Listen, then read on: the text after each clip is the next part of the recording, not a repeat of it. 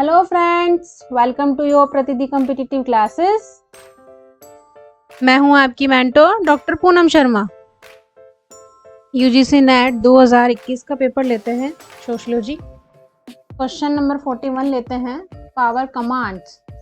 ठीक है, choose the most appropriate answer for the option given below. क्या कह रहा है? Obedient, popularisation and the submission. यानी कि आपकी ओबीडियंट हो, आप कितने आज्ञाकारी हो, कितना कहना मान रहे हो ये। दूसरा आपका पॉपुलराइजेशन, आप कितने प्रसिद्ध हो, कितने फेमस हो। तीसरा आपका है सबमिशन, यानी कि आप किसी के नीचे अधीनता स्वीकार कर लेते हो, अपना नतमस्तक हो जाते हो। ठीक है, तो शक्ति किस पे प्रभुत्व रखती है, ये पूछ रहा है। किस पे प्रभुत्व रखती है, पावर किस पे कमांड करेगी। पावर के कमांड में कौन आएगा? पहला तो आएगा ओबीडियंट। ठीक है, यानी कि आपको कहना मानना होता है भाई, आप सिंसियरिटी सारा काम करोगे, यानी आप उसके पावर में हो, आप उसके पावर के इन्फ्लुएंस में हो। दूसरा प्रसिद्ध, प्रसिद्ध जब व्यक्ति होता है तो वो किसी की पावर को नहीं मानता। ठीक है, क्योंकि उसकी अपनी प्रसिद्धि होती है, अपनी पॉपुलैरिटी होती है। और तीसरा जो आपका ऑप्शन आ रहा है वो आ रहा है सबमिशन का, यानी कि आप पावर का मतलब ये हो गया, मगर किसी व्यक्ति के पास, जैसे तानाशाह थे, हिटलर थे, उनके पास पावर थी बहुत ज़्यादा, तो सब लोग उसके आगे नतमस्तक होते थे, उनके कहे में हाँ मिलाते थे, ना में ना मिलाते थे। तो जो राइट ऑप्शन आएगा वो आएगा, एक तो आपकी आज्ञाकारिता और दूसरा आएगा अधीनता, यानी ए और सी इज द राइट ऑप्शन आपका 41 का। पावर क्या होगी? एक तो आपको नतमस्तक होने के लिए मजबूर कर देगी, दूसरा आपको आज्ञाकारी होने के लिए मजबूर कर देगी। 42 नंबर का क्वेश्चन देखते हैं। Robin Cohen argue for which the following category of diaspora. ठीक है, रॉबिन कोहन ने जो डायस्पोरा के लिए कितनी श्रेणियों की वकालत करी है, वो पहली बात करी है विक्टिम, दूसरा एम्पेरिकल, तीसरा लेबर, चौथा कल्चर एंड फिफ्थ आपकी कम्युनिटी। ठीक है, डायस्पोरा में क्या हो गया कि एक प्रकार का ये सिस्टम मानो या प्रोजेक्ट मानो, जिसमें आपका सामाजिक एक तो पीड़ित होगा, जिसमें दूसरा वो सामाजिक होगा, उसमें श्रम का भी होगा, और दूसरा आपका कल्चर का भी होगा। तो इसके जो राइट ऑप्शन आएंगे वो आएंगे ABCD, यानी कि option number 3 ABCD is the correct option. ठीक है, question number 43। According to Ivan Lynch, school has developed which is the following 4 basic function. ठीक है, इवान लिंच कह रहे हैं कि स्कूल जो डेवलप होते हैं उनके 4 जो बेसिक फंक्शंस हैं उनके बारे में डिस्कस कर रहे हैं। तो मैं आपको सबसे पहले एक समराइज कर दूं। इवान लिंच ने डी स्कूलिंग की कॉन्सेप्ट दिया था। ठीक है, डी स्कूलिंग का कॉन्सेप्ट दिया था। इसके अंदर क्या हुआ था, इन्होंने जो स्कूल की थी उनकी आलोचना करी थी। किस बारे में? कि जो स्कूल का रोल होता है हमारी लाइफ में उसकी, और जो प्रैक्टिस की जो प्रोसेस है स्कूल में, जो टीचिंग क्लासेस होती हैं या एजुकेशन की जो प्रैक्टिस है, उसकी इन्होंने क्रिटिसाइज किया था कि इस तरीके से नहीं पढ़ाना चाहिए आपके स्कूल को, या आपके स्कूल का इस तरीके का वर्क नहीं होता है कि व्यक्ति की प्रॉपर ग्रोथ ना हो करके सिर्फ आपकी थ्योरेटिकली ग्रोथ हो पाती है, संपूर्ण व्यक्तित्व का विकास नहीं हो पाता है। इवान लिंच ने ये कहा था डी स्कूलिंग के कॉन्सेप्ट में। अब अपन इसके ऑप्शंस पे आ जाते हैं। पहला ऑप्शन क्या कह रहा है? Provisional of the custodial career, है ना, अभिभावक परिचर्या का जो प्रावधान होता है कि आपकी PTM होती है वो। दूसरा आपका आ रहा है distribution of people with in the occupational rules. ये कह रहे हैं कि आपका डिस्ट्रीब्यूशन हो पीपल के साथ, लोगों का डिस्ट्रीब्यूशन हो आपके काम धंधे के हिसाब से, आपके ऑक्यूपेशनल, आपके व्यवहार के हिसाब से, आपके व्यवसाय के हिसाब से। तीसरा आपका जो ऑप्शन कह रहा है वो कह रहा है learning of the dominant views, प्रभुत्व मूल्यों का अधिगमन। और नेक्स्ट आपका क्या कह रहा है? Promote equality, the development of the individual creativity, समानता को बढ़ावा देना और व्यक्तिगत सृजनात्मकता का विकास करना। नेक्स्ट आपका ऑप्शन क्या कह रहा है? A questionnaire of the society approved skill of and the knowledge. ठीक है, आपके सामाजिक रूप से स्वीकृत कौशल और ज्ञान का अर्जन किया जाना चाहिए। तो इसका जो राइट ऑप्शन आएगा वो आएगा क्या, कि एक तो PTM होनी चाहिए आपके स्कूल में बार बार, दूसरा आपका डिस्ट्रीब्यूशन भी होना चाहिए कि जिस हिसाब से आपका वर्क लेबर का काम है, प्रत्येक भूमिकाओं के हिसाब से, कि भाई किसको पियोन का काम करना है, किसी को टीचिंग का काम करना है, किसी को मैनेजमेंट का काम करना है, इस हिसाब से पीपल्स का डिस्ट्रीब्यूशन हो जाना चाहिए। नेक्स्ट आपका जो है टॉपिक वो आपका आ रहा है लर्निंग द डोमिनेंट व्यूज। ठीक है, तो जो भी हाई अथॉरिटीज़ है, जैसे प्रिंसिपल हो गया आपका, प्रिंसिपल के नीचे जो लेक्चरर्स हो गए, है ना, आपका जो कोऑर्डिनेटर हो गया, उनके रूल्स, उनके आपके ऑर्डर आपको मानने होंगे, डोमिनेंट वैल्यूज़ आपको उनकी करनी होंगी। ठीक है, और जो नेक्स्ट आपका जो करेक्ट ऑप्शन है वो आ रहा है एक a questionnaire of the society approved skill and the knowledge. तो सामाजिक रूप से व्यक्ति की स्किल्स को, नॉलेज को डेवलप करना चाहिए। ठीक है, तो इसका जो राइट ऑप्शन आएगा वो आएगा option number A B C and E. ठीक है, ये इसका राइट ऑप्शन आएगा ऑप्शन नंबर क्वेश्चन नंबर 43 का, इवांस लिंच की डी स्कूलिंग मेथड में। 44 नंबर का क्वेश्चन लेते हैं दोस्तों। 44, according to Manuel Castells information revolution is. Manuel Castells की जो है थ्योरी वो क्या कह रहा है, इंफॉर्मेशनल रिवोल्यूशन यानी कि आपकी सूचना संबंधी क्रांति। ठीक है, इंफॉर्मेशनल जो रिवोल्यूशन है उसके बारे में ये बात कर रहे हैं। तो इसका जो फर्स्ट ऑप्शन है न्यू सोशल ऑर्डर। ठीक है, इन्होंने किस बुक में बात करी थी, सूचना संबंधी क्रांति की, वो बात करी थी न्यू सोशल ऑर्डर और नेटवर्क सोसाइटी। नेटवर्क सोसाइटी तो फेमस सोसाइटी है क्योंकि बार बार ये मैनुअल कैसल्स का नाम आ ही रहा है। ठीक है, कि नेटवर्क सोसाइटी किसने दी, मैनुअल कैसल्स ने दी। तो इसके जो दोनों ऑप्शन है, ऑप्शन नंबर ए और बी, वो करेक्ट ऑप्शन है। और जो ऑप्शन नंबर सी है लेजिमेशन क्राइसिस, वो आपको याद होगा ही, ये आपका हैबरमास ने दिया था। ठीक है, जुर्गन हैबरमास ने ये वाली थ्योरी दी थी। तो 44 नंबर का जो क्वेश्चन है उसका जो राइट ऑप्शन आएगा वो आएगा ऑप्शन नंबर फर्स्ट, ए और बी, आपके social order and network society. ठीक है, नेक्स्ट नंबर का क्वेश्चन ले लेते हैं, क्वेश्चन नंबर 45। हु सेड, किसने बोला, किसने बताया, the monogamous marriage develop not a until man and women in the marital biases but a protect private property. वो क्या कह रहे हैं कि एकल विवाह का प्रादुर्भाव पुरुष और महिलाओं के वैवाहिक बंधन में बांधने के लिए नहीं होता बल्कि निजी संपत्ति की रक्षा करने के लिए होता है। ये किसने कहा था, ये कहा था आपके फ्रेडरिक एंजल्स ने, जो कि कार्ल मार्क्स के बेस्ट फ्रेंड थे। ठीक है, और ये फ्रेडरिक एंजल्स ने क्यों कहा, क्योंकि इनकी जो थ्योरी थी वो मॉर्गन से प्रभावित थी। ठीक है, ये मॉर्गन के इम्पैक्ट में आ गए थे और मॉर्गन को उन्होंने खूब पढ़ा और उसके बाद उन्होंने ये वाली थ्योरी डेवलप करी। ये क्या कह रहे हैं, the origin of the family, इनकी जो बुक थी वो ये थी, the origin of family, private property and the state. Private property and state, ये इन्होंने लिखी थी 1884 में। ठीक है, 1884 में लिखी थी। ठीक है, तो ये मार्क्स के बेस्ट फ्रेंड हैं, मॉर्गन के इम्पैक्ट में इनका रहा। Origin of the family, private property and the state के अंदर इन्होंने ये स्टेटमेंट दिया कि जब विवाह होता है वो निजी संपत्ति की रक्षा के लिए होता है।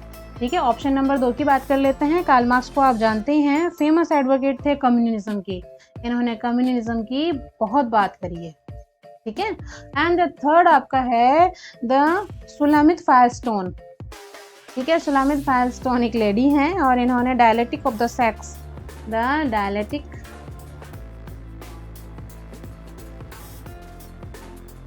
ऑफ सेक्स 1970 दिया था। ये रेडिकल फेमिनिज्म थी सेकंड वेव की, यानी इनका जो नाम आया है वो सेकंड वेव में आया। ठीक है, आपको याद रहेगा 45 का जो राइट ऑप्शन आएगा वो आएगा ऑप्शन नंबर 1। ठीक है, फ्रेडरिक एंजल्स ने ये वाली बात कही थी। नेक्स्ट नंबर का क्वेश्चन लेते हैं, question number 46। Which is the 3 primary model of the ethnic integration are adopted by multi ethnic societies. ठीक है, बहु-नृजातीय समाज के अंदर नृजातीय एकीकरण में कौन कौन से 3 प्राथमिक प्रतिमानों को अपनाया गया है। तो पहले हम बात करते हैं एक्लचरेशन की। एक्लचरेशन क्या होता है कि व्यक्ति अन्य समाज के संगठन के तौर तरीके और मान्यताओं को समझ के उनका भाग बनता है, यानी कि अलग समाज का। ठीक है, अलग समाज का भाग बन रहा है, एक पार्ट बन रहा है। ठीक है, यह आपका अकल्चरेशन हो गया है। असाइमिलेशन, असाइमिलेशन में क्या होता है कि व्यक्ति किसी अन्य संस्कृति को समाहित कर लेता है। ठीक है, समाहित कर लेना होता है। सलाद बाउल मॉडल के अंदर क्या होता है कि बहुसांस्कृतिक जो समाज है, ठीक है, वे अपनी विशेष पहचान बनाए हुए हैं पर फिर भी विभिन्न संस्कृतियों को एकीकृत कर सकता है। यानी कि सलाद बाउल, सोचो ये एक आपका बाउल है जिसमें बहुत सारे टाइप के सलाद पड़े हुए हैं। आप इसको बहुत फनी उसमें समझ सकते हो, एक साइड खीरा, टमाटर, ककड़ी ये सब कटे हुए हैं, यानी सब अपने अपने कल्चर को, अपने अपने स्टेट, अपने अपने रहन सहन को है ना दिखा रहे हैं, बिल्कुल उनको प्रदर्शित कर रहे हैं, पर फिर भी सब एक साथ हैं। ठीक है, ये आपका सलाद बाउल मॉडल हो गया है। नेक्स्ट आपका ऑप्शन क्या आ रहा है, मेल्टिंग पॉइंट। मेल्टिंग पॉइंट का मतलब होता है कि पिघल गई है। मेल्टिंग का मतलब होना पिघलना, पिघलना। अब पिघलना को कैसे समझोगे आप, कि विभिन्न संस्कृति, लोग, विचारों का जब आदान प्रदान होता है, जहाँ पे भिन्न भिन्न विचारों की चर्चा होती रहती है, वहाँ पे एक नॉर्मल कंक्लूजन निकल के आ जाता है कि ऐसा होना चाहिए या ऐसा नहीं होना चाहिए, या आपके जो विचार हैं वो इफेक्टेड हो जाते हैं। ठीक है, आप क्या सोच रहे थे, आप ये कहा कि मोदी गलत है, एक एग्जाम्पल अपन देते हैं कि मोदी गलत है, आपने ये सोचा, पर आपने जहाँ पे चर्चा करी वहाँ पे 5 लोगों ने उसके अलग अलग क्वालिटीज़ बताई कि ये भी है, ये भी है, ये भी है। फिर आपका क्या विचार आया कि नहीं, मोदी गलत नहीं है, उसकी कुछ विचारधाराएं गलत हो सकती है, पर ओवरऑल मोदी का जो है वो करेक्ट है, राइट है। ठीक है, सेम ऐसे ही कल्चर में होता है। ये आपका मेल्टिंग पॉइंट हो गया है। नेक्स्ट आपका जो ऑप्शन आ रहा है वो आ रहा है कल्चर प्लूरलिज्म, सांस्कृतिक बहुलवाद। इसके अंदर क्या होता है कि छोटे छोटे जो संस्कृति होती है वो मर्ज हो जाती है बड़ी में, यानी छोटी छोटी नदियां जब सागर में जाके मिलती हैं तो वो बड़ा सागर कहलाता है, और उसमें बहुत सारी नदियां भी तो मिली हैं। ठीक है, तो ये कल्चर बहुलवाद हो गया, सांस्कृतिक बहुलवाद हो गया। अब हम पॉइंट पे आते हैं कि जब बहु नृजातीय समाज में नृजातीय एकीकरण के कौन से 3 प्रतिमान हैं। देखो, बहु पहला आया इनका टॉपिक, इन्होंने जो पूछा वो पूछा बहु, मल्टी। ठीक है, मल्टी, तो मल्टी में पहले तो ये कल्चर प्रोजेक्शन आएगा। ठीक है, क्योंकि इसमें बहुत सारी संस्कृतियां मर्ज हो रही हैं, फिर एक बड़ा रूप बन रही है, जैसे भारत की संस्कृति विभिन्नताओं में एकता। ठीक है, ये हो गया है। दूसरा आपका क्या हो रहा है, मेल्टिंग पॉइंट हो रहा है, पिघल गई है। ठीक है, मेल्टिंग पॉइंट का मतलब पिघल गई है, आपकी जो भी संस्कृति थी वो एक बड़ी संस्कृति के अंदर मर्ज होकर के पिघल गई है, और फिर भी अपना अस्तित्व बना करके बैठी हुई है। और जो दूसरा नेक्स्ट आपका जो ऑप्शन आएगा वो आएगा असाइमिलेशन, यानी आत्मसात्मीकरण होना, यानी कि एक्सेप्ट कर लेना। ठीक है, आपकी एक्सेप्टेंसी देखी जाती है इसके अंदर कि आप दूसरी संस्कृति को कितना इजी वे में एक्सेप्ट कर सकते हो। तो इसका जो राइट ऑप्शन आएगा वो आएगा बी, डी और ई। ठीक है, बी, डी, ई इसका राइट ऑप्शन है, ऑप्शन नंबर 46 का। क्वेश्चन नंबर 47 लेते हैं। According to PM Kolenda, which family type were not discussed for a comparatively evolution? Were not discussed। ठीक है, यहाँ का कीवर्ड क्या है, नहीं। ठीक है, तो पहली इसकी जो है कोलेंडा के अनुसार उन्होंने फैमिली का जो डिस्कशन किया है उसमें किस प्रकार की चर्चा नहीं करी। पहले इन्होंने करी single person house hold. Single person में क्या होता है, 1 पर्सन होता है ओनली, इसमें लिखा ही हुआ है 1 पर्सन हो रहा है, जो कि अकेला रहता है, अलोन, अलाइव रहता है, अलोन रहता है। ठीक है, दूसरा आपका जो ऑप्शन आ रहा है सब न्यूक्लियर फैमिली। सब न्यूक्लियर फैमिली में न्यूक्लियर तो हैं, यानी कि माता पिता और उनके बच्चे तो हैं, पर क्या कह रहे हैं, विडो। विडो एक जो है या अनमैरिड जो चिल्ड्रंस के साथ और सिबलिंग्स के साथ रह सकते हैं। ठीक है, यानी कि यहाँ पे आपके विडो भी हैं और आपके अनमैरिड चिल्ड्रंस के साथ उनके भाई बहन रह सकते हैं। ठीक है, अनमैरिड। ठीक है, नेक्स्ट आपका क्या है, जुवेनाइल फैमिली। इसमें चिल्ड्रन और यंग पीपल ही रहते हैं। जुवेनाइल का मतलब ही बाल होता है। ठीक है, children and young people. Next आपका आ रहा है सप्लीमेंट्री सब न्यूक्लियर फैमिली। इसके अंदर क्या होता है, वाइल अनमैरिड, यानी अनमैरिड भी रह सकते हैं,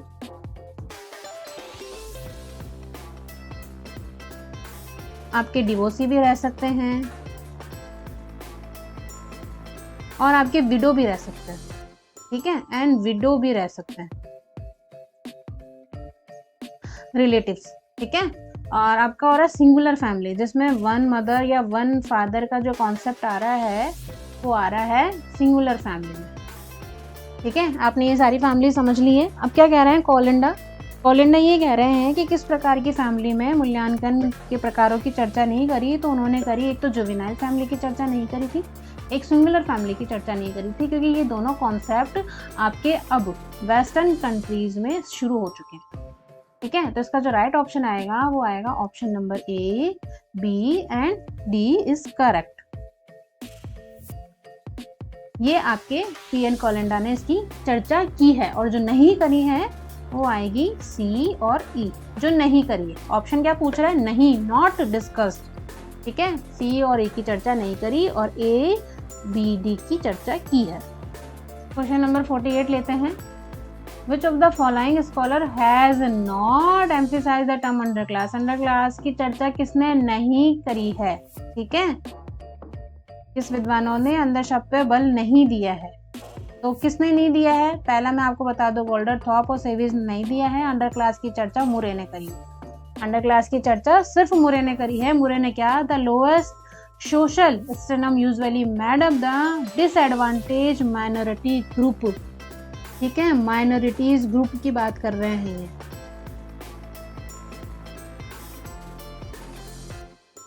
माइनॉरिटीज ग्रुप की बात करिए CS मोरे ने, जो कि अंडर क्लास का एक पार्ट है।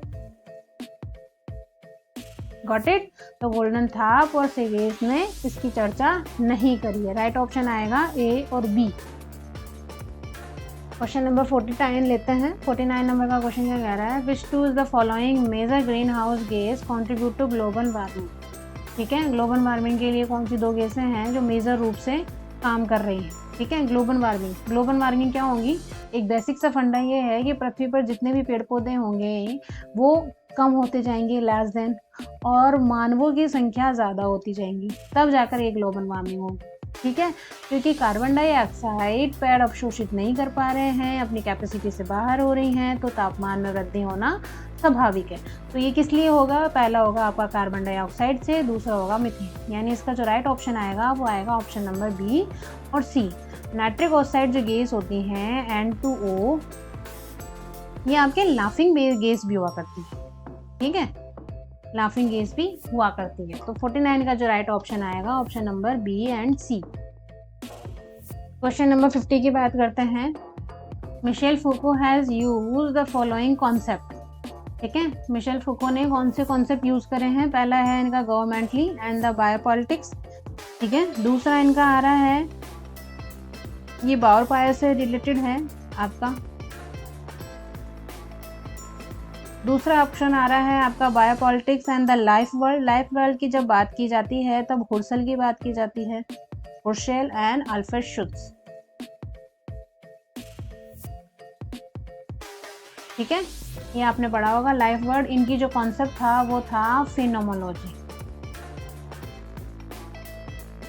ठीक है, नेक्स्ट आपका आ रहा है ऑप्शन थर्ड C नंबर का, सोविंग्रिटी एंड द डिसिप्लिन। ठीक है, और जो फोर्थ आपका ऑप्शन आ रहा है वो आ रहा है archaeology, discourse and the solidity. ठीक है, अब इसमें ना 3 चीज़ उन्होंने मिला दी है। ठीक है, आप क्वेश्चन को समझने की कोशिश करना है, इन्होंने इसमें 3 चीज़ मिला दी हैं ताकि आप कंफ्यूज हो जाएं। आर्कियोलॉजी को देखते हुए आपको लगा होगा माइकल फोक है और उन्होंने आर्कियोलॉजी की बात करी है, तो इन्होंने क्या कहा था, आर्कियोलॉजी ऑफ नॉलेज। इन्होंने क्या कहा था, आर्कियोलॉजी ऑफ नॉलेज। दूसरा इन्होंने कहा था डिस्कोर्स की बात भी इन्होंने करी है, नो डाउट डिस्कोर्स की बात करी है इन्होंने। तो क्या कहा था, डिस्कोर्स ऑफ लैंग्वेज। और जब बात आती है सॉलिडिटी, वो तो इमाइल दुर्खीम का कॉन्सेप्ट है। ठीक है, वो उनका इमाइल दुर्खीम का कॉन्सेप्ट है, इसलिए ये वाला ऑप्शन आपका नहीं होगा, बिल्कुल भी नहीं होगा। आर्कियोलॉजी देखते ही आप इसको करेक्ट मत कर दीजिएगा। ठीक है, इनका जो ऑप्शन आएगा, इनका जो ऑप्शन आ रहा है वो आ रहा है एक तो गवर्नमेंटली एंड बायोपॉलिटिक्स, और दूसरा आता है सॉवरेनिटी एंड डिसिप्लिन। डिसिप्लिन के बारे में उन्होंने बहुत चर्चा करी है। इसका जो राइट ऑप्शन है वो ऑप्शन नंबर 1। ठीक है, और आपको बाकी सारी चीज़ें भी याद हो गई होगी। लाइफ वर्ल्ड के बारे में हुर्सल और अल्फ्रेड शुट्ज ने कहा था, फिनोमोलॉजी का कॉन्सेप्ट है, सॉलिडिटी का जो कॉन्सेप्ट है वो इमाइल दुर्खीम का है। इन्होंने डिवीजन ऑफ सोसाइटी के अंदर ये बात करी थी। ठीक है दोस्तों, अपने स्टडी को कंटिन्यू करते हुए बूस्ट अप कीजिए, सफलता आपकी ही है। डेफिनेटली आप सफल हो जाएंगे। आशा करती हूँ आपको वीडियो पसंद आया होगा। Thanks for watching video. Please like और सब्सक्राइब कर दीजिएगा।